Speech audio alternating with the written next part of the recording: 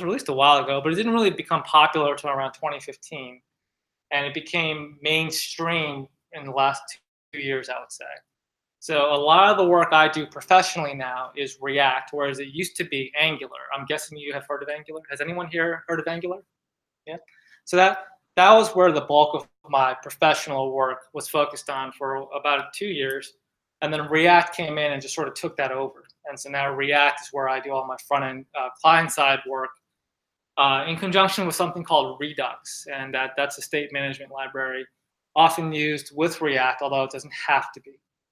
So today what I'm going to do is just create a very, very simple React project from the ground up, explain the mechanics behind it, the organization, how things are put together.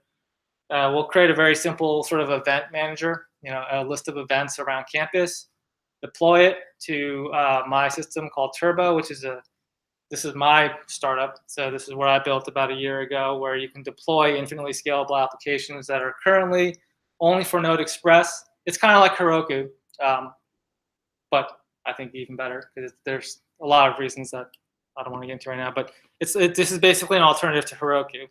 So we're going to deploy on here, and that's it. So to get started, you're going to need to install these libraries globally. Even a step before that, if you don't have Node installed, you're going to need Node. So install the LTS version here. Oh, wow, they just stepped it up recently, too. I think I'm still on like 8 something. Let me just double check. Yeah, I'm still on 8. It should be fine. Okay, I'll download the LTS later. But install Node, download the LTS.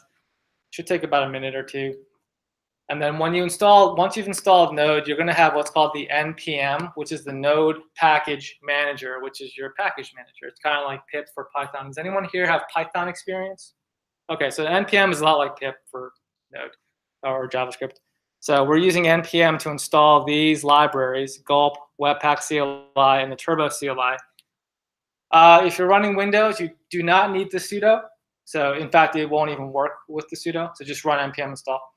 If you're running Linux or Mac OS, the sudo I think is actually necessary. So go ahead and make sure you have that.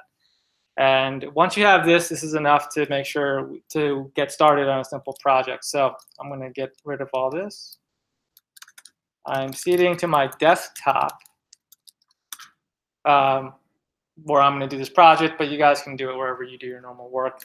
I'm going to check my versions. So I have Node that, npm that, and Turbo CLI.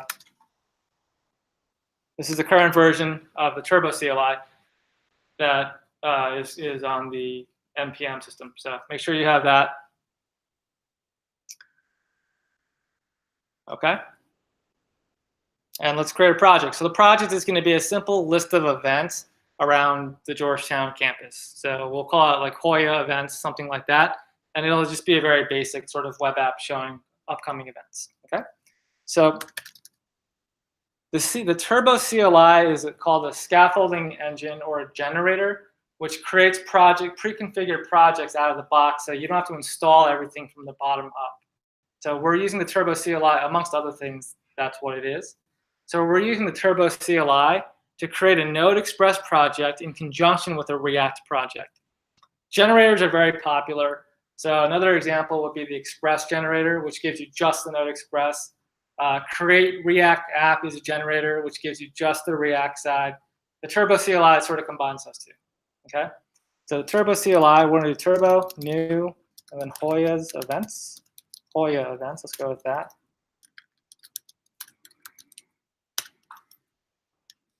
And that creates this directory, Hoya events, wherever you're doing your work. So I'm going to open that up in my text editor. In this case, Atom.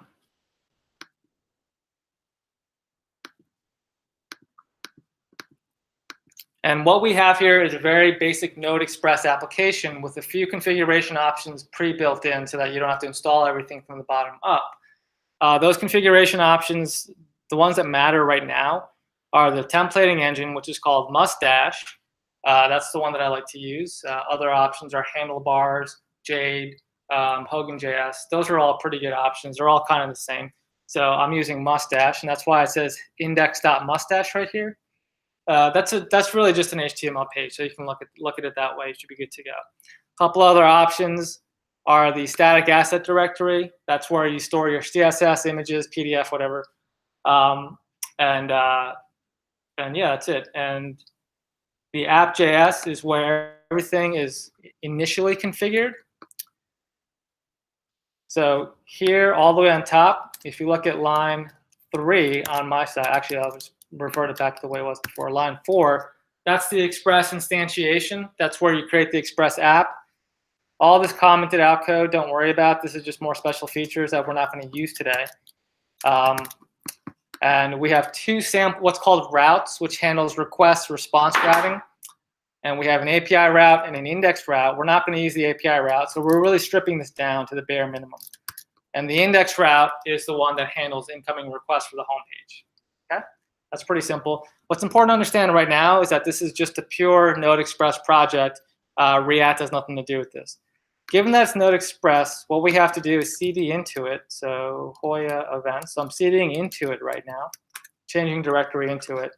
And I have to install the dependencies.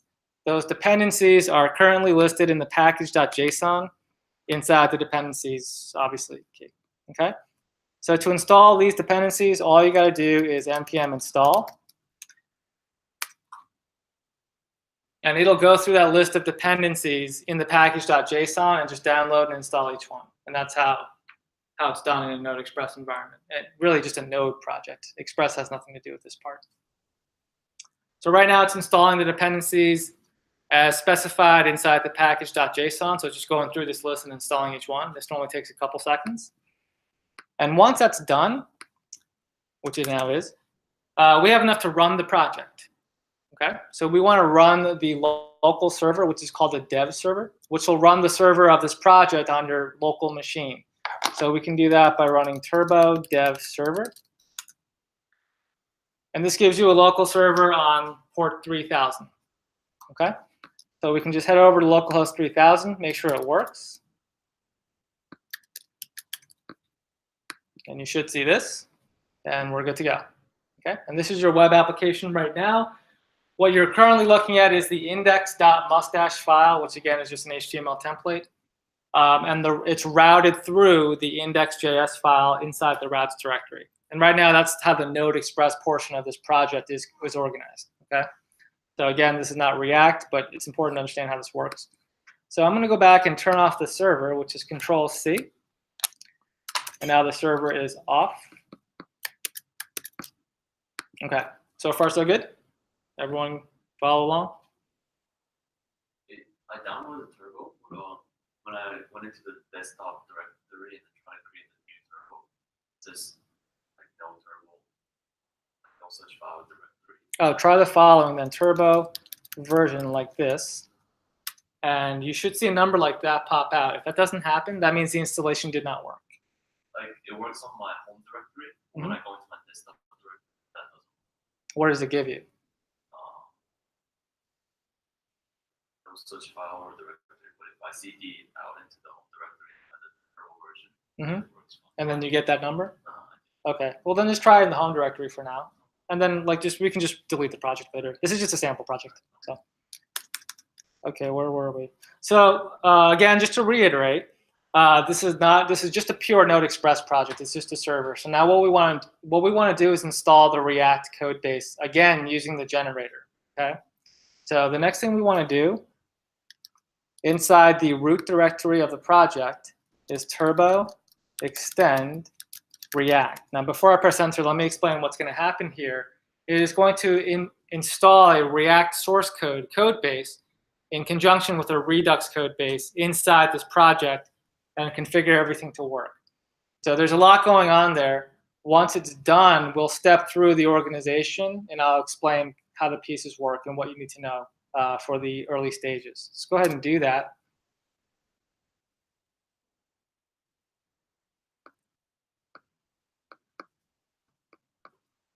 Okay, so it's currently installing the React/Redux codebase as well as the necessary dependencies. So right there, it's installing those dependencies which are required to run the codebase. It is also doing what's called building the code base right now. So that's currently happening. Well, actually, it just gave me some warnings, but it's going to build the code base in a second. And then once that's confirmed, we can rerun the dev server and make sure everything still works. And then once we confirm that, I'll step through the organization and I'll show you how the pieces work together. Okay?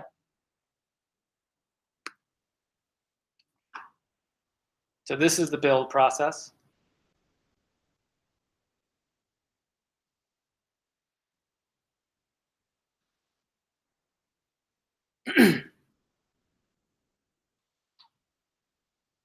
All right, cool. So once you see that confirmation message, what that means is the code base has been installed, built, and then compiled.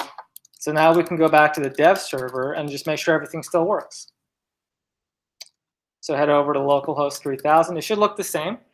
But what's important to recognize here is that we are now running a React code base, as indicated by this little marker right here, which is the Chrome React plugin. So that means everything was successfully transitioned over to React and Redux. Okay, so I'm going to turn off the server. Now let's step through all that. So the React code is located inside this SRC directory, which is the sort of the standard project architecture. And inside here is where all the React and the Redux code is currently situated. We're not going to touch Redux, so there's a lot of stuff here you don't even really need to worry about. Right now, the two things you do need to worry about are this index.js file and this components directory. Those are the two things that matter for tonight's demo. Okay? The thing to understand about React is the following. You write your React code typically inside this SRC directory, more typically inside that components directory, and that React code is JavaScript or JSX, depending on who you talk to. So that's where you write the code. What then happens next is the code is compiled, and then the built version is what executes in the browser. It's very important to understand that distinction. So we have to compile the code. We got to build the code, and then the built code is what actually runs. The code itself is it's JavaScript, right? So it's executed in a browser, which is going to be the index.js file, index.mustache file, excuse me. So if you open this up, down here, lines 14 and 15, where I entered those spaces, is where your compiled React code shows up. Okay, that's the important thing to understand. So it's not like you write code and then that code automatically runs. It has to compile into that and then run. Make sense? Then that compilation process happens through, in this case, two areas, Webpack and Gulp. Okay? So if you look at your Webpack config file all the way down there, you guys see that in the lower left corner? If you open that up, you don't have to understand all this, but what matters is line 8. You'll see that's a direct reference to the index of the React source code. You see that src index.js? And then that's called entry, line 7. It's the entry point. And then the output is over here in the public dist directory under the bundle directory. So if you go to public dist, you'll see bundle. And then you'll see that's your bundled React code or your compiled code. So all your code ultimately ends up over there. Okay? Does that make sense?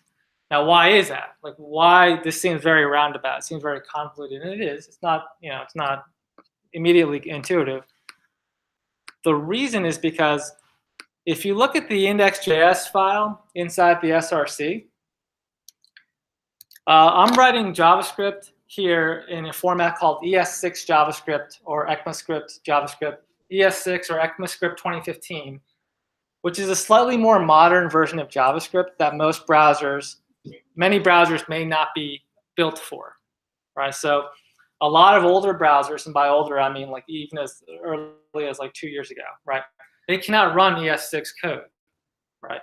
So you have to recompile the code into what's called ES5, sort of the old school JavaScript, the conventional JavaScript. So if you want to write in ES6, for the most part, you have to recompile that code into ES5 so that it has wide-scale browser compatibility. That's how that works. In conjunction with that, I'm using what's called JSX. So these lines are ES6 JavaScript, but this right here is called JSX. And JSX is a variation of JavaScript that makes it easier to write sort of HTML directly inside your JavaScript. And that also has to be compiled into just regular ES5 because JSX is a very unconventional format. It really wouldn't be widespread in use if not for React, okay? Okay, so there's a lot like right off the bat. So it kind of requires a different way of thinking of how your code is organized. React itself revolves around what's called components. You can think of components as sort of building blocks, or like I like to think of them as Lego pieces, like Lego pieces that you put together to create your UI.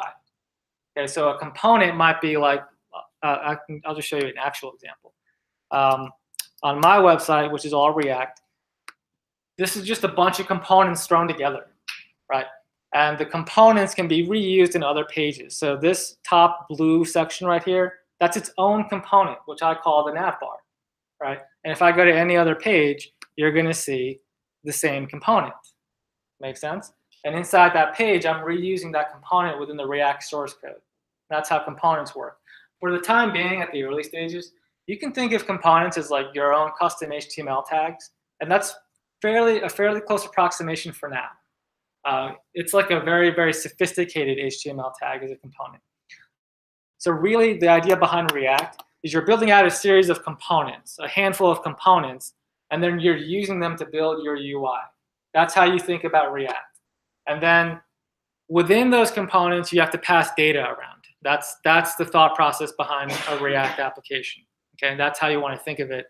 And then once you do that, you compile the code and then you reload your UI. Let's go ahead and do that.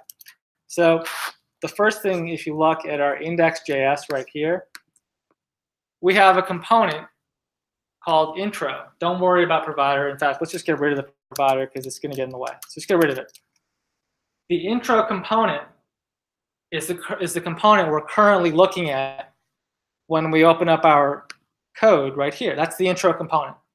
Okay? And you can confirm that literally by looking at the intro component right here. You'll see welcome to Turbo. You're currently looking at this, that, and the other, right? You can just see the HTML, right? So let's get rid of that, obviously, because we want to build our own UI, right? So let's go ahead and head over to the src directory and then the components directory. And then let's create our own components and then build out our own UI, okay? So now we're building our own like Lego pieces, and then we're going to use our own Lego pieces. So we want to create a home component like that. Make sure you CD back to the root level because that's where you want to be to run your scripts, okay? And then opening up the home component in here, obviously it's empty, we just created it. So we want to import React and then the component class from the React library. So here I'm importing the React module as well as the component submodule of the React library. I'm going to create a JavaScript class called home. This is going to be a subclass of component. That's what the extends means. So I'm subclassing the component. And then every React component has a series of functions you can override, a handful, but there's only one function that you have to override, and that's the render function. So right here, we're overriding a function called render, and that's a rule. This will break if we don't do that. And inside the render function is where we define the actual visual content of the component, or the actual HTML content, or technically the JSX. So here, if I do, now we just write HTML code. This is the home component.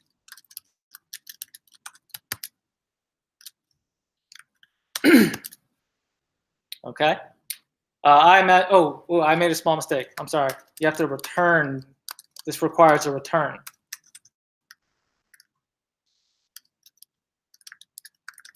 And then the return is where you define the JSX. So, given the thousands of times I've done this, I still make that mistake time to time. Okay, so within the return block, you can kind of see what goes on, right? That's where you define the visual structure of your component, right? And then last but not least, we have to export this component so we can use it within other components. So we do export default and then home. And that is a full component now. That is a React component, okay? So I'm just gonna add some extra lines here. So we have defined visually the structure of this component. So now what we want to do is head back to our index.js right here, which is oftentimes referred to as the entry point. And here we want to import the home component from the appropriate directory.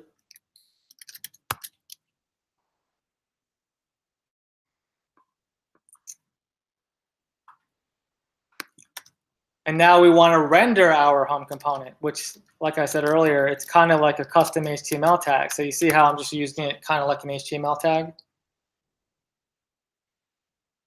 Which index is this? The one inside the src directory. So right here, all the way on top. Makes sense? And that's oftentimes referred to as your entry point. Now, an entry point should be relatively light like this. So typically your entry point doesn't have like a million components jumbled inside. You wouldn't normally see that. You would see one component like home, and then the home component would have a bunch of stuff showing inside of that. That's how it's more typically architected, okay? So now don't forget, this code has to be compiled. So we go back to our terminal and we run npm run build, and that will recompile the code. It will do all that stuff that Webpack instructed. It will go into the index, take all the code, convert it into ES5. You should see green lines like this. The gulp is doing some extra stuff I'll explain later. Now that it's done, our code has been rebuilt. So we can rerun the server, Hoya event, turbo dev server. And if properly constructed, we should now see our home component rather than the default. You guys see that?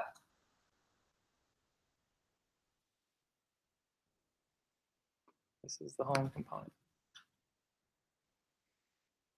And that's the idea behind sort of the React workflow. Like that, this workflow is something you want to get used to. I mean, something you have to get used to if you want to do React development. And this is sort of the process. Okay? So within the home component is where I can start building out the actual UI of the application. So this is called Hoya events, right? So on top, let's just list the name of the project. Welcome to Hoya events.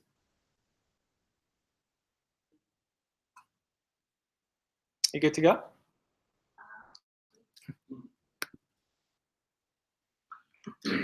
Any questions?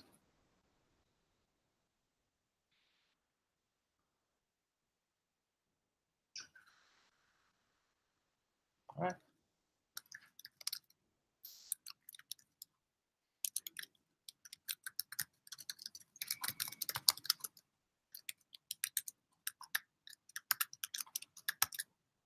So once you start building out the UI, like I'm doing on line 8, it should be fairly comfortable. It's just HTML for the most part. It's technically not HTML. It's something called JSX.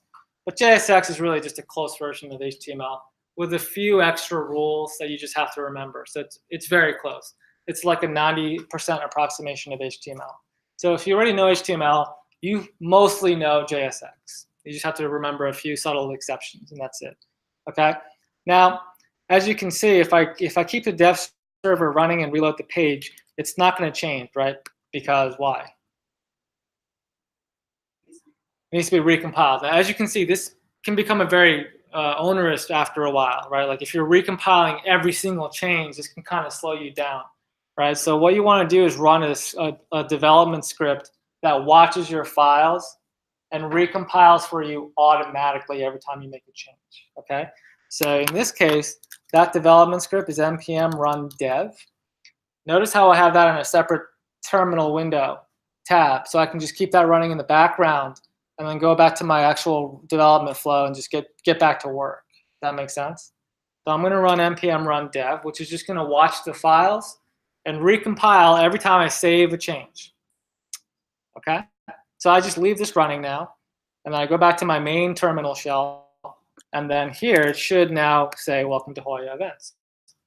But now it's being watched by the development script. So I can just get to work now and it'll recompile. Okay? So if I give this a class name, so here's one of the JSX rules right off the bat. On line 7 in HTML, you would just say class equals container, which is a bootstrap class. But here in JSX, you have to use class name with the camel casing because class is a reserved keyword in JavaScript, or at least in the S6 JavaScript. So you can't just use class. It'll crash. Well, it used to crash it. Now it just throws a warning. But this compiles to just class when it's all said and done. So if you actually look at if you actually inspect the output, look at what you see over here. You see that? It says class, not class name, because it compiles it back down to ES5. That's how it works. Make sense? Now that it's watching the files, we can just sort of work as we normally would expect. So here, let's create another section called upcoming events. And then let's create an unordered list. And let's just create a few sample events. So does everyone here have like a cursory knowledge of HTML? Yeah, okay. HTML is pretty simple, right? Most people should have seen that by now, I would imagine. So. But feel free to just stop me if you don't know. That's what we're here for. So let's see, let's try H5. Coding workshop, November 1, 2018.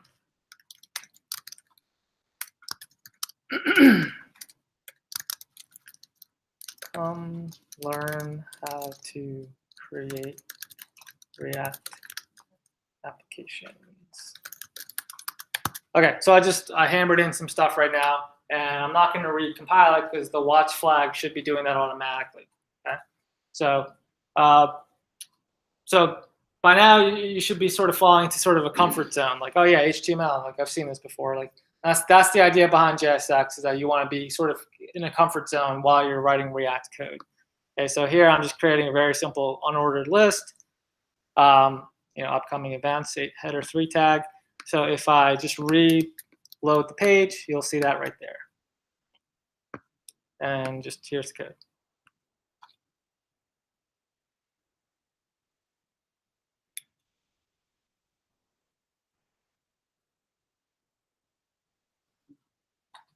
I'm going to add one more, or maybe 2 more events. So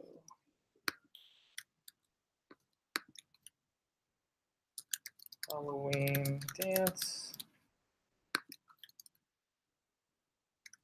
Bring your best costume.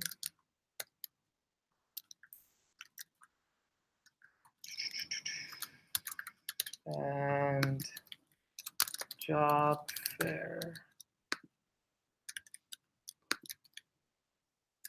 Get a job. All right, so a couple simple, very straightforward stuff.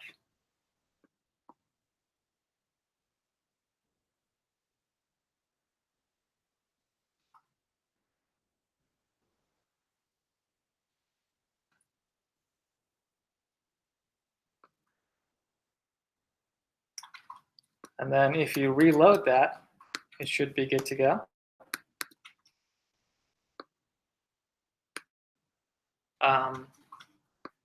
How's that looking on your end?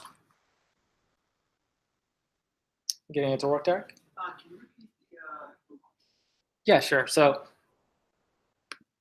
in a separate terminal, in a separate tab in the terminal, right? Make sure you're in the home directory like that, right? And then you do npm run dev. and that will run the development script, which is simply just watching your files to make sure every time you make a change in your files, it'll rerun the build script. Like if I have an HTML or like I don't do a div or something. Excellent point. That's a very good point, Mr. Undine. So here, JSX is a lot like HTML with one major exception. It is very unforgiving with mistakes. So whereas HTML, like you can kind of mess up a tag and it'll just run it fine. JSX is like, no, you gotta fix that.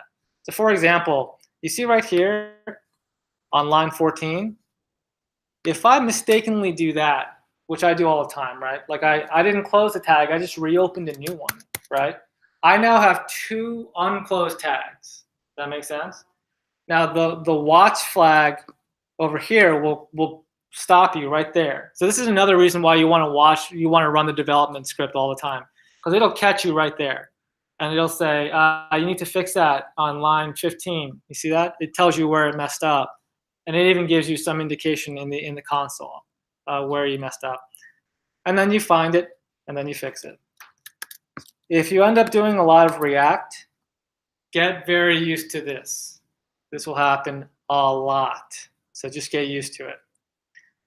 So one major, JSX, at first is kind of annoying because it really slows you down, but it's like a good quality check. Like it keeps you within the lanes too. It also tightens up your own habits, and it ends up being a good thing.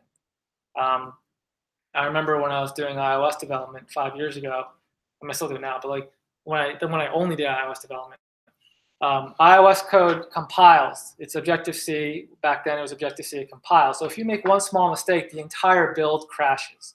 And so it forced you to be accurate all the time. Now at that point in my career, I wasn't doing JavaScript. So when I flipped over into JavaScript, where there's like nothing but crash, like even in Xcode, Objective-C, and Swift, you would get pre-compile errors. So if you made a mistake during the code itself will start showing red all over the place. And it'll say, that's wrong, that's wrong, that's wrong. So it'll catch you as you make the mistake. It's like spell check on Word, Microsoft Word. So here on JavaScript, at least with Sublime, it's like, hey, whatever goes, right? So it was a very like uncomfortable feeling at first. But JSX kind of keeps you straight as far as that goes. So if you see these if you see this list of events like that, you're good to go. Okay? Is this like constantly watching thing? Just part of the Webpack? Yes. Yes. So that's the only purpose of Webpack. No, that's one of many, but it's a very strong reason. The main reason is what we're using it to compile. It takes the strongest reason right now is to compile our ES6 into ES5 code, and also to do what's called bundling. It enables us to import modules into our client-side code, modules that are often reserved for server-side code. That's a very powerful feature of Webpack. Webpack has many layers. Like Webpack on its own is I can do an entire course just on Webpack. So so here, if you have this, we're good to go. Going back to our home component, if you've done a lot of just regular sort of web development programming by now, or server-related programming, you probably have an intuition that this should come from some sort of data feed, right? These events. So we're going to create that data feed. So right now, we're going to create it inside what's called state. So every component in React can store data in one of two places, state and props. Props is for properties. So state and props are the two places where you store data within a React application. There are cases where you use one, cases where you use another, and we'll kind of go through that right now. So right now, we're going to use state. Okay, so we're going to set up the state.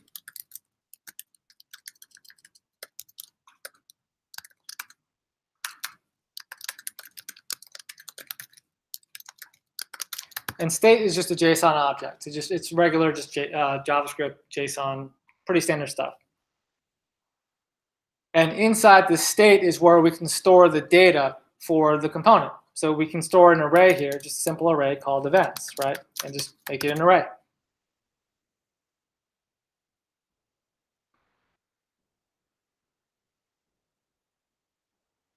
And within our unordered list, we're basically defining the schema, right? We have a title, a date, and a description, right? So we need a JSON object with at least those three keys, those three attributes. So let's create a JSON object with a title, except spell it right, a date, right, a date, and a description.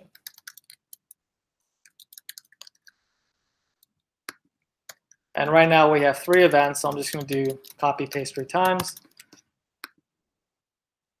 And then let's just get these thrown over into the array. So November 1.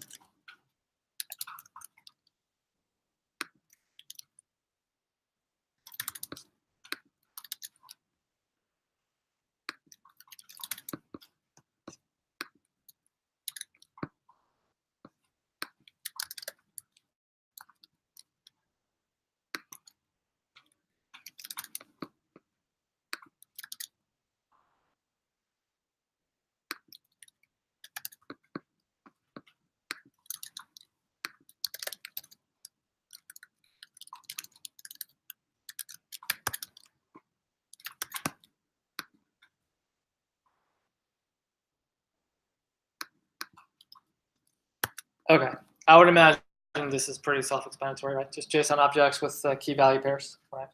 So really what we want to do is we want to render our UI from that array rather than hard coding it inside the actual JSX. That's really how this should happen, right? So we're going to do that next. So if you look at it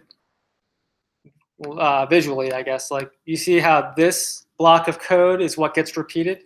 So we want to repeat that block for every element of the array. Okay, so we use the map function for that. Okay, so over here, we set up a curly brace and then this state events map. And then we iterate through. And then we return.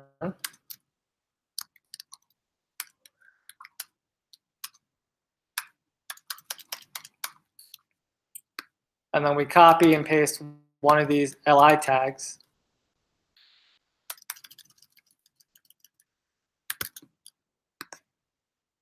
Okay, kind of a lot going on here, but it's really not that complicated once you break it down.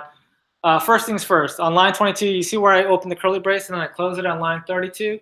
Anything within those curly braces is basically a JavaScript section. So you can just go back to just regular JavaScript in there. And that's why this state events, like that's an array, a map is a JavaScript function, and then we're just looping through. So that's how you read that curly brace, and that's a JSX thing. So if you ever need to break into just regular JavaScript inside your template, your component, I should say, that's how you do it. Okay, and that happens a lot. Okay. The map function just means go through each element of an array and do the following. And then here we're just returning this chunk, this little piece of HTML or JSX. Okay. Now within that chunk of HTML/JSX, we want to render the data that's relevant to the specific event, not just hard coded, obviously. So we have an event parameter right here because we're looping through that events array, and we can go in here and replace the contents like so.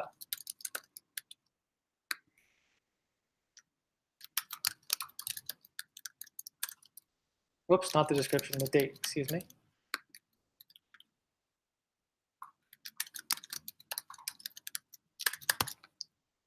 And now you can see how you can loop through an array rather than just do the same thing 3 times. I would imagine the syntax here is intuitive enough.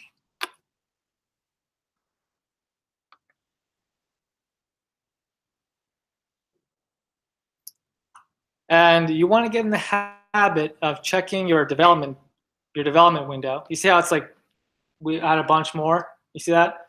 Because I've been pressing save along the way. And the fact that I don't see any more red means so far so good. So you want to get in the habit of doing that, because if you make a mistake and you don't like check this early enough, you may have made a mistake like a half hour ago, and then that really like is hard to track down, right? So you go back here. Now I left the previous code in there for a reason, so I can confirm visually that both are showing up, right? That means the map stuff certainly worked. There's no other way this would be happening. Good. Okay. All right. So now let's get rid of the previous code.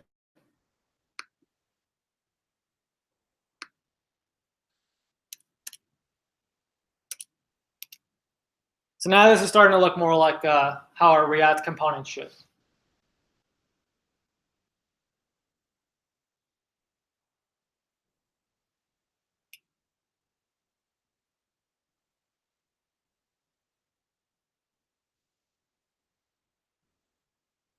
An important thing to be aware of is in this particular component, the home component, is that we are storing inside the state the actual data that should be eventually rendered.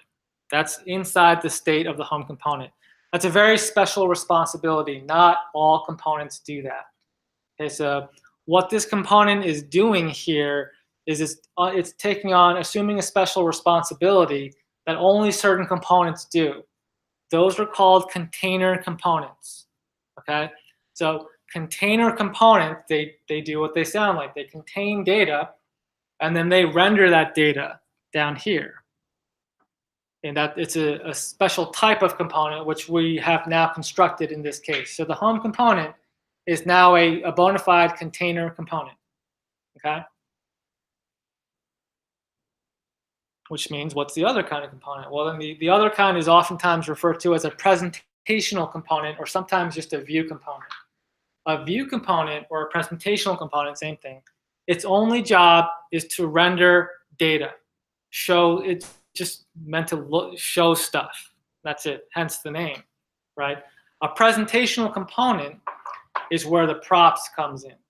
It receives a series of properties from the container and then renders those properties. So this is still really not compliant with best practice yet. Can anyone here see where the presentational component would be?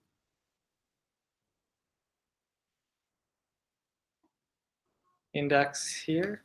Oh, I see where you're getting that notion. Yeah, and you're not far off. It's not, your intuition is correct, but the index is essentially done. The index is a different kind of component. It's like, this is just where we mount the code and that's it. So we're pretty much done with the index for the duration of this project. So the index is like a very special component. It's like, this is where we mount the code and that's it. So within the home component, I mean, it's on the screen, where do you think the presentation component would be? Yeah, done. Derek. The list. Yeah, give me the actual line numbers. 23. 23, right. So this chunk of HTML code right here, it's doing what I articulated a few minutes ago, right? It's just rendering data. That should be a presentational component. Does that make sense? And even more specifically, it should be really this right here, the div, the 25 to 28. That should be its own component, whose only job is to render the data of a specific event. That's how it should be organized. So let's create that component. What should we call it? Event, yeah, event.js. So let's go ahead and do that. So we head over to the components directory. I'm going to turn off the dev flag. So head over to the components directory. And let's create an event component. And then don't forget to go back to the, now you may be asking, why did I turn off the dev flag? Because whenever I add a new component, I just do that because the watcher is only watching files that existed when you ran it. So by adding a new one, it's not watching it. Does that make sense? So that may have since changed since Webpack 4 was released, but this takes literally a couple seconds, so it's not a big deal. All right, so now let's go ahead to our components, and let's set this guy up. So we import React and all that stuff like we did before. So we just set up the component structure, class, event. It's just the same thing, right? So we can just sort of reuse what we did before. Render, return,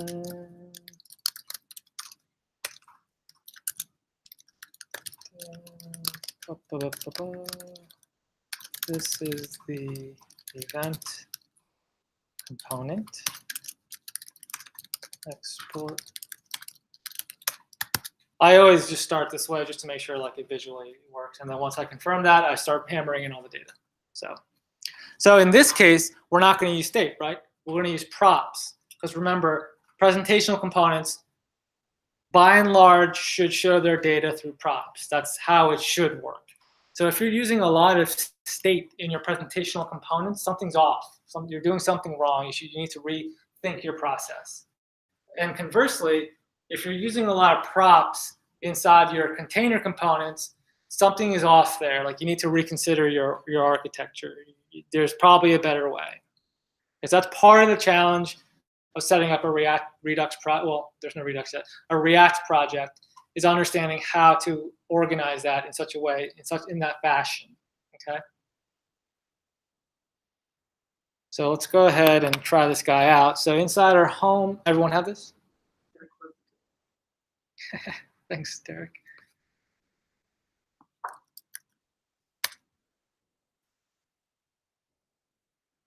How did that build? I don't know, but I do need to close it. You're right. So okay, so let's go ahead and import this guy inside the home component.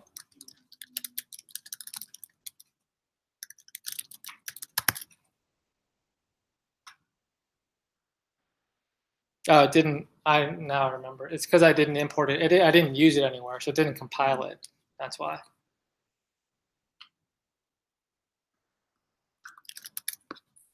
Okay. Turbo dev server. Now inside here, right, we no longer want to use this. We want to use the event component, specifically inside the li tag. So we want to do that, and then event, and that. That's it. And that's how it should be. That's the proper structure of a React code base. Now remember, the event component is hard-coded, so we should see the same thing 3 times, hopefully.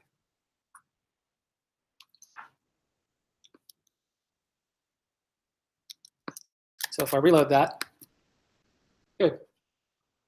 You guys see that?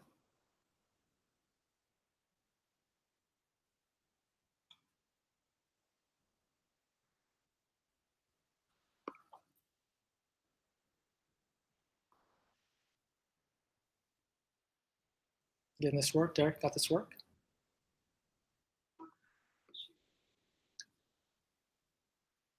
Henry, you good? Yeah. Take your time.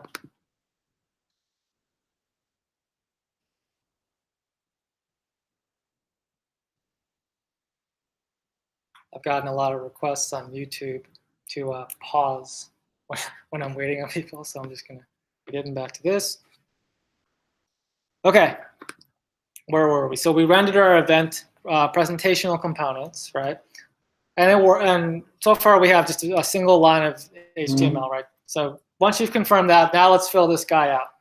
So if I go back here and grab what used to be here, that's really what should be rendered inside the event component, right? So let's copy that and throw that over in here. Does that, you guys see what I did? I just moved one chunk of HTML to another. Okay, but this is going to crash because we're referencing an event property that doesn't exist, right? So let's fix that right now.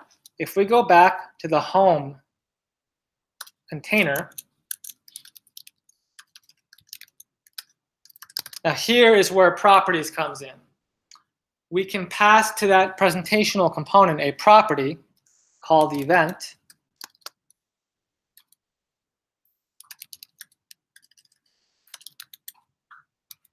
which will be that event right there.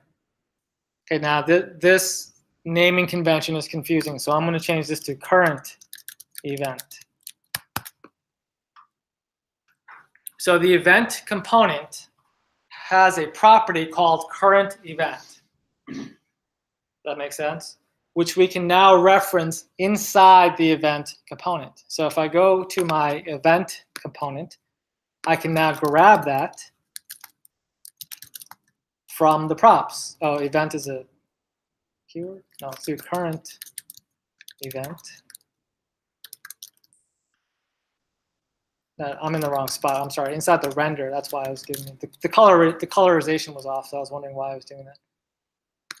This props current event. And then don't forget to update the references down here.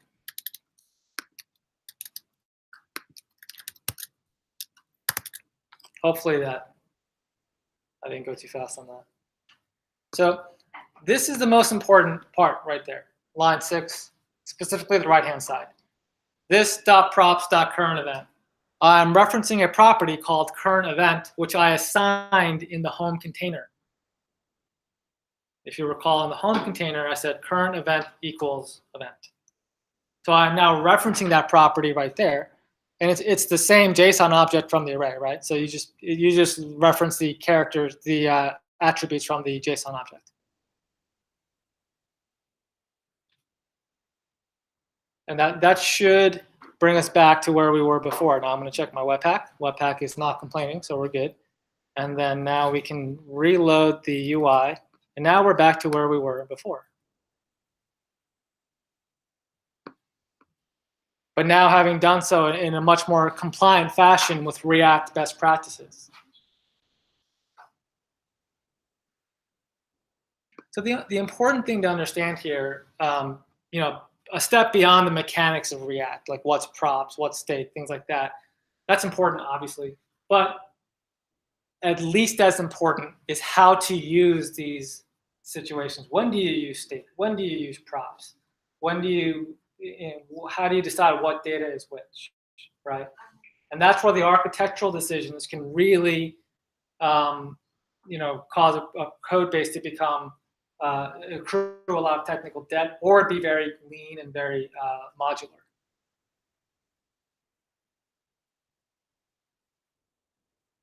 And that's really the more important part, like understanding when to do what, not like what's a prop, what's a state. Again, obviously that's important.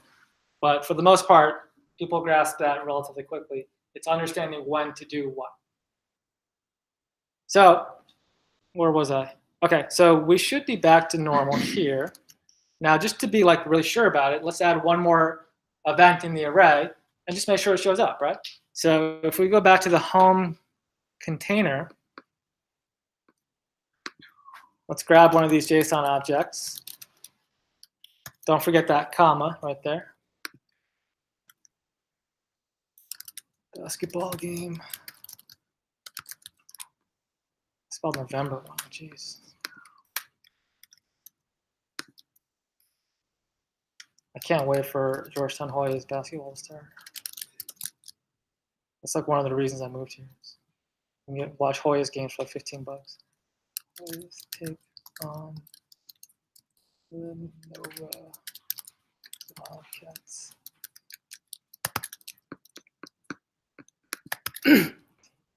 Are Georgetown basketball games like hard to get tickets to? Is that like a difficult thing? It's a tough. Yeah, the Nova game's going to be sold out, right? I don't know. It seemed like there were a lot of seats last year. Yeah, well, they're the national champion, right? So,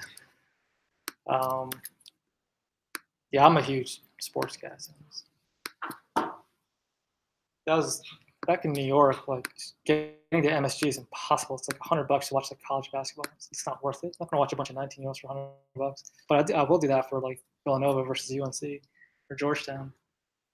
All right. So that worked. Everyone see how that comes together?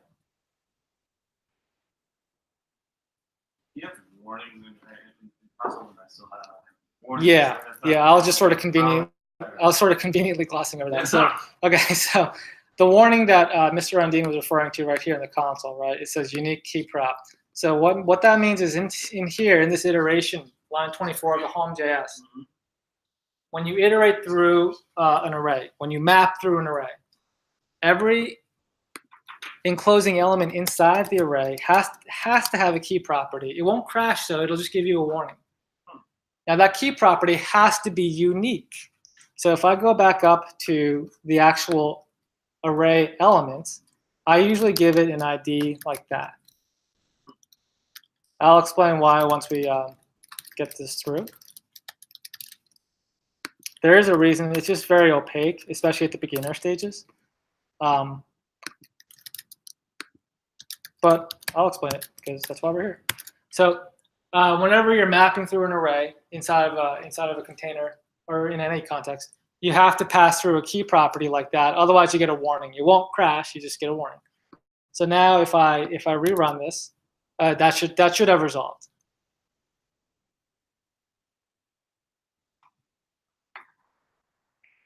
Oh, can I see that again? Yep. Sure. And here I'm kind of showing the array and the key passing, so you can kind of see both sides.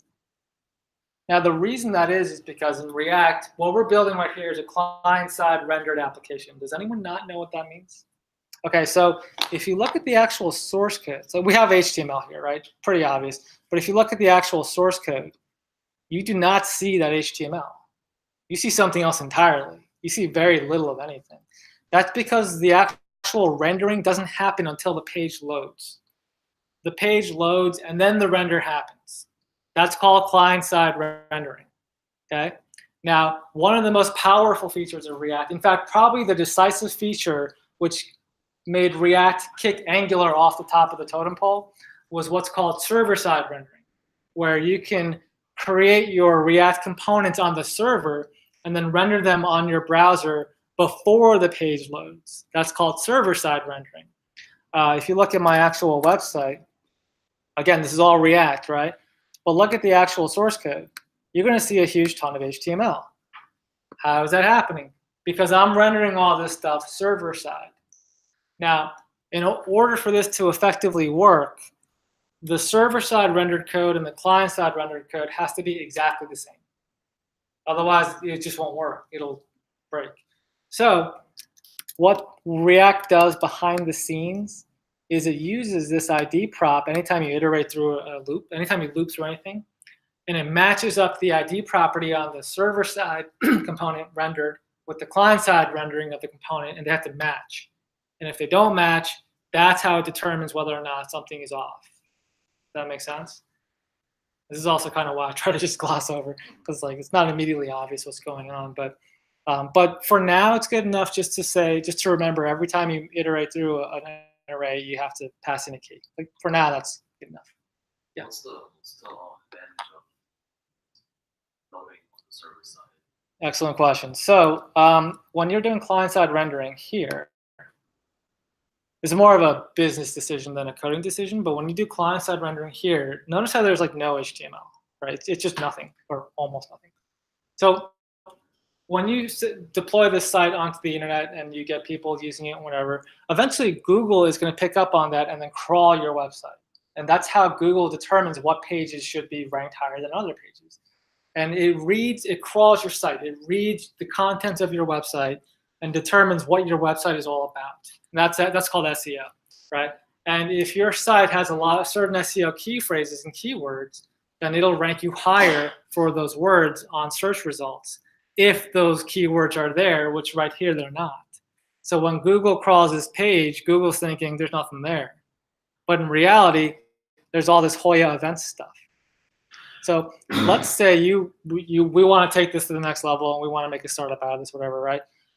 Theoretically, we're going to want to optimize this for SEO for probably a search phrase like Hoya events, Georgetown Hoya's events, Georgetown, like we want to optimize for all those keywords. That's SEO 101. You should be doing that. If you don't have server-side rendering, it's not even an option. So you have to server-side render your code so that you can do that. It's more of a business decision.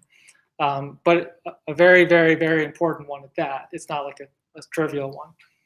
So going back to this, we got that working now, right? And our container is now sort of shrinking. Like remember how much code there was before? And now it's kind of shrinking down. Like that's what containers should be. They should be relatively light. Okay. The container is more about what the responsibility is. Like what is the container doing? Okay. And then here we have our presentation component doing what it sounds like. It's presenting the data, right? Now remember what I said before. Presentation components, they're not supposed to use state. They really shouldn't. You can, you just really shouldn't. So for that reason, we want to use what's called a stateless component to do all this, because here I'm setting this up as if it's going to use state. So I'm going to reorganize this a little bit. I'm going to do const event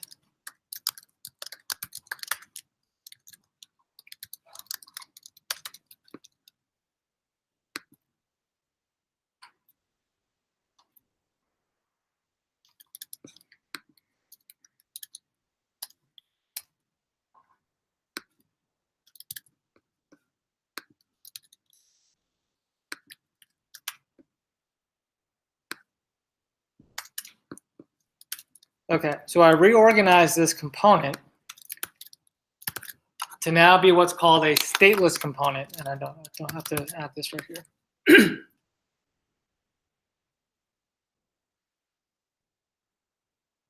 And when at all possible, all of your presentation components should be like this. In other words, fundamentally the simplest version of a component you can conceivably make. And that's what presentation components are supposed to be. Another sort of terminology, slang terminology for this is presentation components are often called dumb components, and container components are often called smart components. Smart components referring to the fact that the containers have the data, it has the brains. And the dumb components just take what's given and shows it, and that's it. And so now this is even closer to like best practices, good architecture. There's a couple other things, it's not really worth getting into, it's more detail oriented, but it's just more about how you want to think about your data, how to pass things back and forth. Okay, let's just make sure I didn't break anything. Okay, and then I want to do one last thing before we call it a wrap. Sure, so the difference is mostly syntactic. So it seems like, why bother? But the other one that we had the class setup, class event extends component.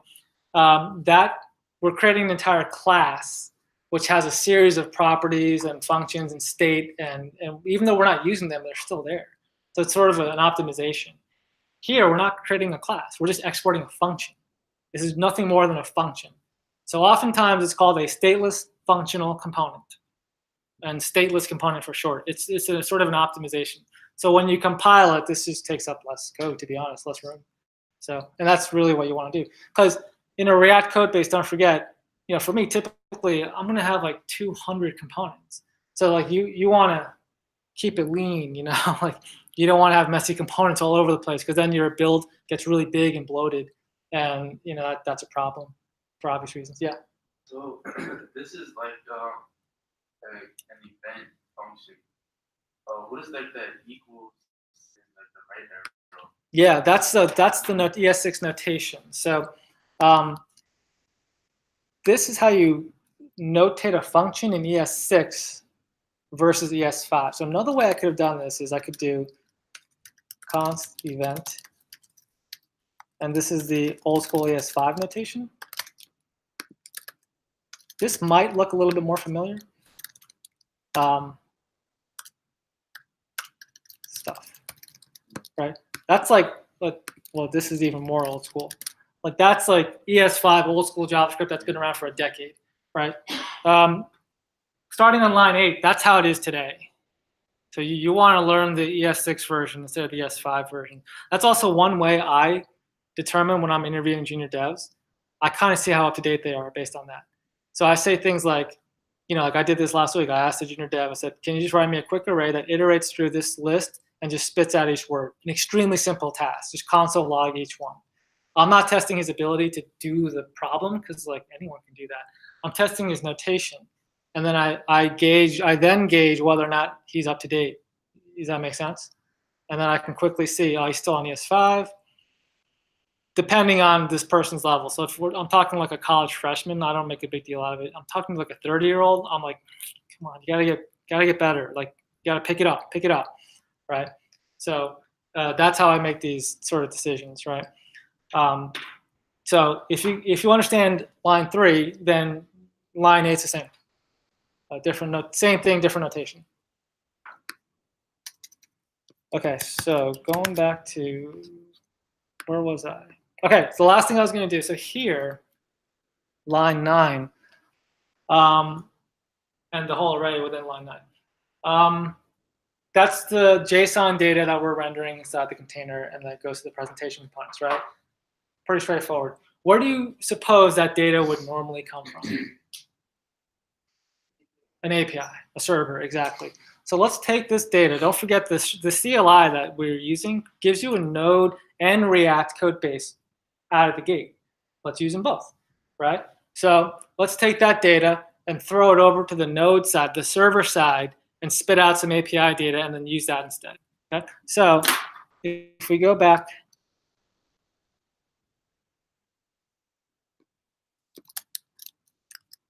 so normally what I do when I switch context, now I'm going to the backend side, the server side. We're no longer programming React now. We're doing Node Express. I tend to like shut down my React code, and then I open up my server code, right?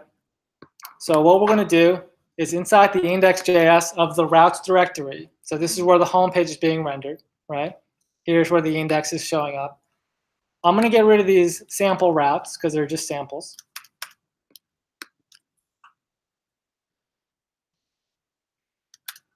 And then I'm going to create a new, what's called an endpoint.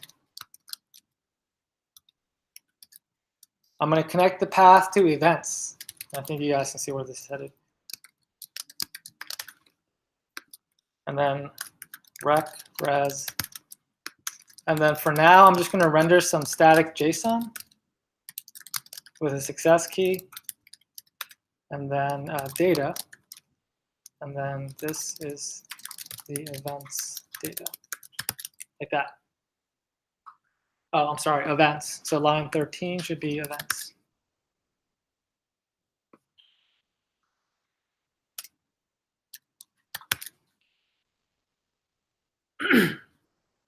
Now this route file is already connected, so we can just go ahead and test it like right now. So if we just head over to localhost 3000 and just do events, there it is. Good? Oh, I'm using a Chrome plugin, by the way. JSON formatter, Chrome plugin. Chrome. This guy right here, just if you don't see it the way I do, I'm using that plugin. And I just get some JSON data.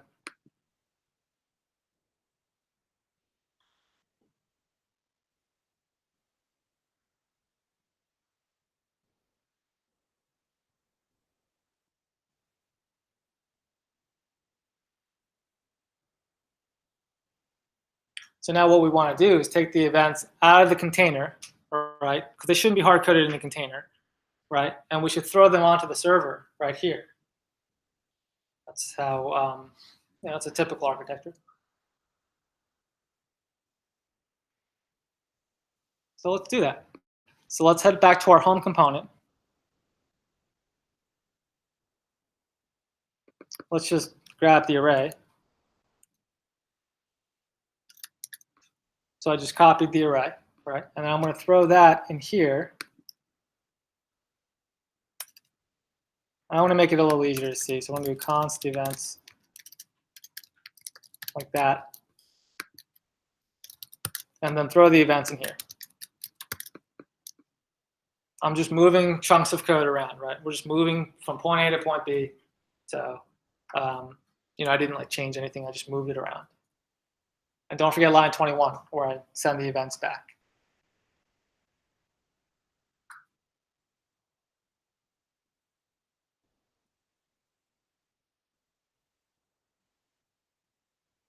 What we're now doing, I think I would say officially qualifies as full stack development. We are now doing back-end coding, and then we're connecting that with the front-end coding. When I went full stack, right around 2014 or so of my career, that was the single best decision I ever made. Because then my clients didn't have to hire me for client side and somebody else for back-end. They just hired me for both. And it like quadrupled my opportunities pretty much within a few months. So simply, the more you can do, the better. That's really all it boils down to. So front end, back end, don't be that guy who's just like, I'm only a back end dev. All right, well then we'll hire the full stack guy. Right? Or girl, you wanna be as useful to your company or your client as you possibly can. So I've taken that a step further in the past 12 to 18 months where I like swallowed up the DevOps stuff, so like AWS and Google Cloud, Docker containerizations and Kubernetes and all that stuff. Like I started doing a lot of that. Because you got to constantly learn, or you should try at least. So now if I hit the endpoint, we have our events. You guys see that? You guys seeing the same thing? And that's going to serve as our API for now. Okay, obviously it's hard coded, but it's getting closer and closer to a traditional REST API structure. So if we go back to our home component, let's strip out this events array and just leave an empty array behind. Which means when I load the home page, we should be back to an empty UI. Because we removed the data, right? So evidently what we've got to do next is request the data from our API, download it, and then render it. And that's how we're going to finish out the night. Good? So every React component has what's called lifecycle methods, which are a series of functions or methods that you can override at key points of the component lifecycle. Those points are typically on creation, right before it shows up, that's called component will mount. Right after it shows up, component did mount. Right before it's going to get destroyed, component will unmount, so forth and so on. So we're going to pick one of those lifecycle methods. In this case, it will be component did mount. Again, to reiterate, this is a method override. So we don't call this function. The system calls the function at certain points of the component lifecycle. And just to really emphasize that point, if I do console log,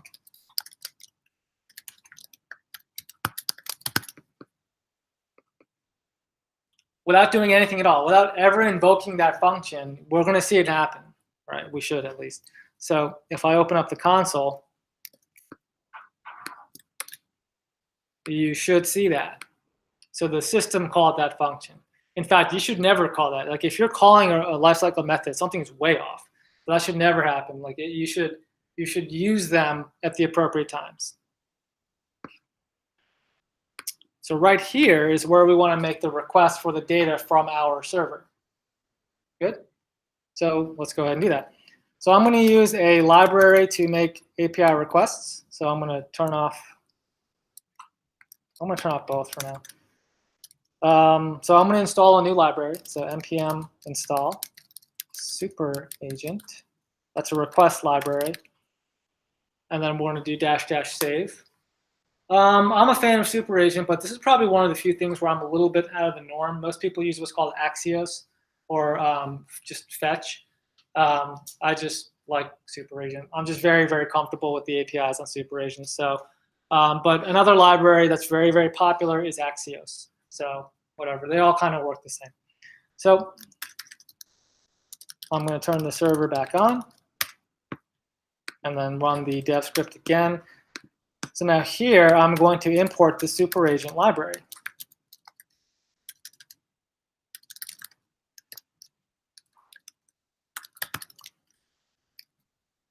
And Henry, this goes back to what you were asking earlier. Like what are the chief uses of Webpack? Well, right here, we're really taking advantage of Webpack. Super agent is normally used on the back end. It's a server-side module, an NPM module typically used on the server. But we are now bundling it with Webpack to use on the client side. And Webpack helps us do that. There were a couple other bundlers that help you do that. Another one is called Rollup. I forget what the other one is called, but Webpack kind of won that war. Like Webpack took over that. So here, we're going to make a request using super agent, a GET request, to our events endpoint, right? That's our backend endpoint.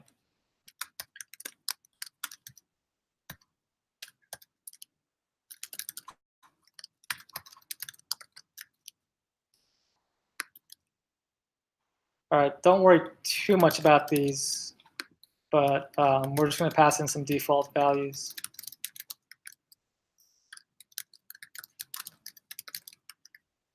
Line 19 is worth pointing out. Basically, we're telling the request handler to expect a JSON response. So even without line 19, this will work, but this is just best practice. So, and then line 20 is all that really matters. That's the callback, the completion handler.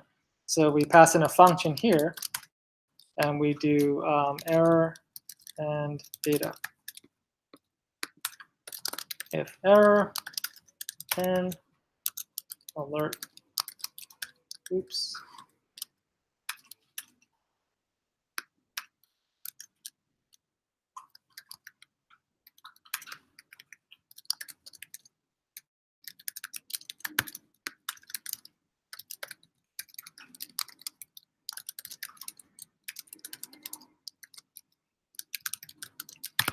All right, so the way super agent works is that upon a successful response, in this case it's data on line 20, on line 26, that data, the actual payload is packaged inside the body key.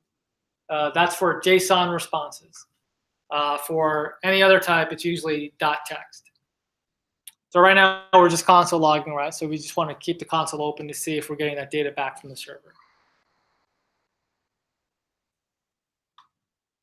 Okay, so let's try that guy. You guys see that? Coming from the server? Good. So make sure you have that. So now we are successfully making requests to our backend, right? Our quote unquote API for now.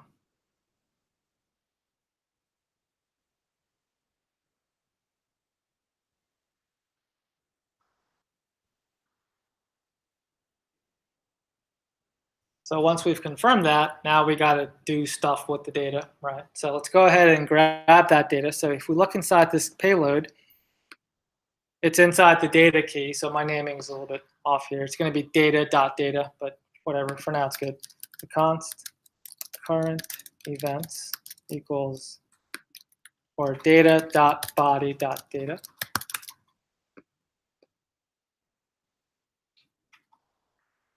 I'm just going to make sure my parsing is correct. So I'm just going to console log that because oftentimes I make a small mistake here and no need for that. All right, current events. And this is our current array of events from the server, right? So what we want to do is take the data from line 27 and put it inside the events array on line 10. That's the goal, right? And that's the last step here. Now this, it's kind of ironic that we're doing this at the last part of the demo, but this is the most important thing I'm going to show you tonight, is how to change the state. Now, it's not hard to do. It's not a hard thing, but conceptually, it's the most important thing about React. Whenever you change state, that will trigger a re-render on the component, right? So you don't have to call re-render. You don't have to call reload, nothing like that. All you have to do is change the state, and the component will automatically reload. Does that make sense? That is the fundamental purpose of state within a React project. It's also why it's called React, because components react to changes in state. And that's where the name comes from. So if I take this current events, we do set state, pass in the JSON object, and then we reset the events array. You see that?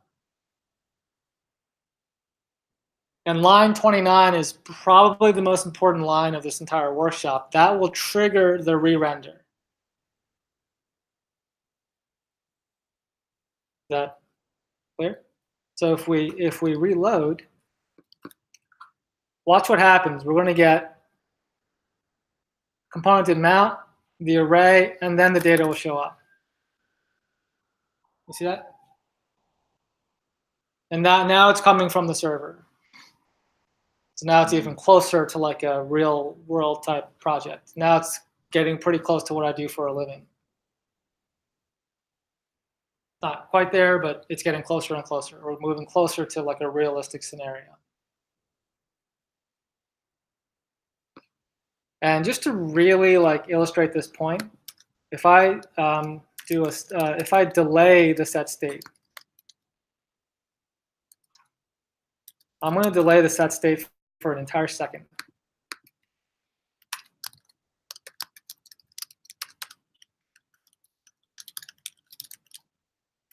So here I'm running a delay, right?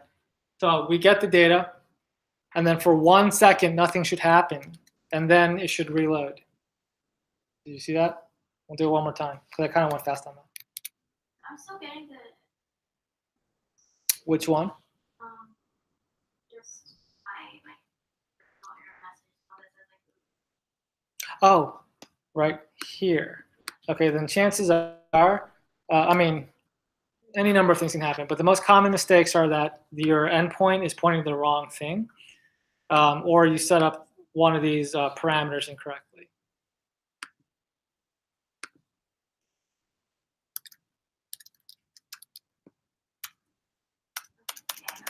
What was the mistake? yeah, I called it events instead of Yeah, typical stuff like that. Yeah. So, but you got the data rendering? Excellent, great, that's good. I mean, usually when I do this kind of demo, most people don't get this far, so that's good. Also, going back to Henry, another question Henry had earlier. He asked, what are the benefits of server-side rendering? And I pointed out the most important one, right? That the SEO benefits. But this also points to another benefit of server-side rendering. If you think about it, we're doing two things. We're loading the page, and then we're making a follow-up request, and then we're loading more data. Just by virtue, every single request is doubled, right? We need the load and then the follow-up. Make sense? So you're automatically doubling your server work, right? So, I mean, for now, it's not a big deal. We only have single-digit requests. But what if you had 10 million users, right?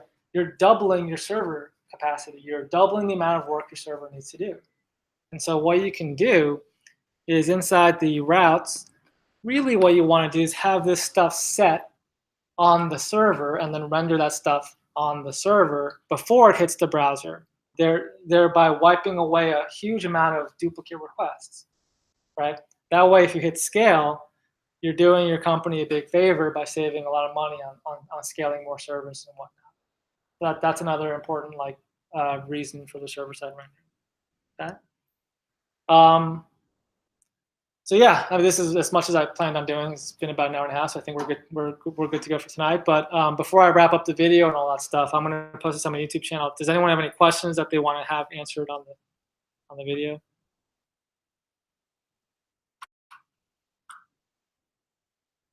No, we're good. Okay, great. I do plan on doing more of these workshops and these demos. I would like to do, at least a couple a month, 2 or 3 months. So if you guys are interested in that, I think, where's the sign-up sheet? Please make sure you put your name on that if you're interested in follow-up demos like this. I'm thinking about renting my own space right on Wisconsin if you guys if it's hard to get things going together here. So I'll let you know if that happens. Again, to be clear, sort of my long-term game in this, the reason I'm happy to do this, for free, whatever, is because I want to find people who are interested in working in this industry, who want to do what I do for a living, and over the long term, find a good pool of people who would be interested in doing this sort of thing, so I can have a resource to lean on for my clients. Because the one thing I've learned about technology, other than you have to constantly be learning new things, is that there's never enough people. I'm in a perpetual state of I need to hire developers. And that has never not been the case for about the past 5 years. I am always hiring. So, or to put more accurately, my clients are always hiring.